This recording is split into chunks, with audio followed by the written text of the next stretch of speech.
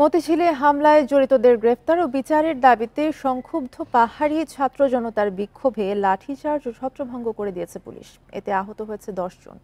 এ ঘটনাকে অন্তর্বর্তী সরকারের ফ্যাসিবাদী আচরণ বলে সমালোচনা করেছেন প্রগতিশীল ছাত্র সংগঠন ও শিক্ষকরা।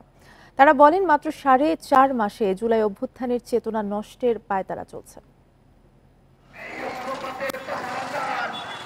মতিঝিলে পাহাড়ি ছাত্র জনতার ওপর হামলায় জড়িতদের গ্রেপ্তার ও বিচারের দাবিতে মিছিল বের করে সংক্ষুব্ধ শিক্ষার্থীরা। মিছিলটি হাইকোর্ট মোড়ে পৌঁছালে পুলিশের বাধার মুখে পড়ে। বিক্ষোভ সামাল দিতে কঠোর হয় পুলিশ।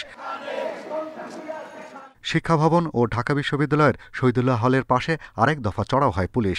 ওনারা বলতেছে আমরা আদিবাসী স্বীকৃতি যদি দেওয়া হয় আমরা দেশ থেকে বিচ্ছিন্ন হয়ে যাব, এটা ভারতের চক্রান্ত, এমন নানা ধরনের ট্যাগ দিচ্ছে। ফ্যাসিস্ট আমলে আমরা দেখতাম বিভিন্ন ধরনের আন্দোলন সংগ্রামকে নানা রকম ভাবে দমন করার জন্য যে অস্ত্র ব্যবহার করা হতো, অন্তর্বর্তী সরকার সেই একই অস্ত্র ব্যবহার করে। বৃহস্পতিবার দুপুরে ঢাকা বিশ্ববিদ্যালয়ের রাজু ভাস্কর্যে বিক্ষোভ সমাবেশ করে শিক্ষার্থীরা। এতে অংশ নেন সেখানকার আদিবাসী ও প্রগতিশীল ছাত্র সংগঠন ও শিক্ষকরা। তারা বলেন, সন্ত্রাসী কর্মকাণ্ডে জড়িত থাকায় স্টুডেন্টস ফর সোভারেন্টি নামের সংগঠনটির বিরুদ্ধে ব্যবস্থা নিতে হবে। আমাদের উপর যে সংগঠন আক্রমণ করেছে সেই সংগঠন ঢাকা বিশ্ববিদ্যালয় থেকে প্রতিষ্ঠিত হওয়া, কিন্তু দুর্ভাগ্যজনকভাবে আমাদের বিশ্ববিদ্যালয় কর্তৃপক্ষ এখন পর্যন্ত তাদের ব্যাপারে কোনো ধরনের পদক্ষেপ নেয়নি।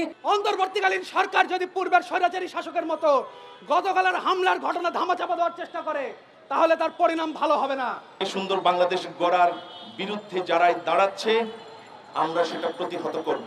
শিক্ষকরা বলেন, জুলাই অভ্যুত্থানে জাতি ধর্মের ঊর্ধ্বে বৈষম্যহীন একটি রাষ্ট্র গঠন ছিল প্রধান অঙ্গীকার। মাত্র 4.5 মাসে সেই চেতনা নষ্টের পায়তারা চলছে।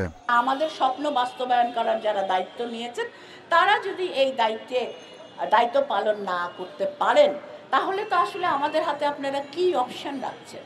জাতীয় শিক্ষাক্রম ও পাঠ্যপুস্তকে আদিবাসী গ্রাফিতি স্থাপন ও হামলার বিচারের দাবিতে শনিবার কেন্দ্রীয় শহীদ মিনারে সংহতি সমাবেশের ডাক দিয়েছে আদিবাসী শিক্ষার্থীরা। Shahriar Anirban, independent news, Dhaka.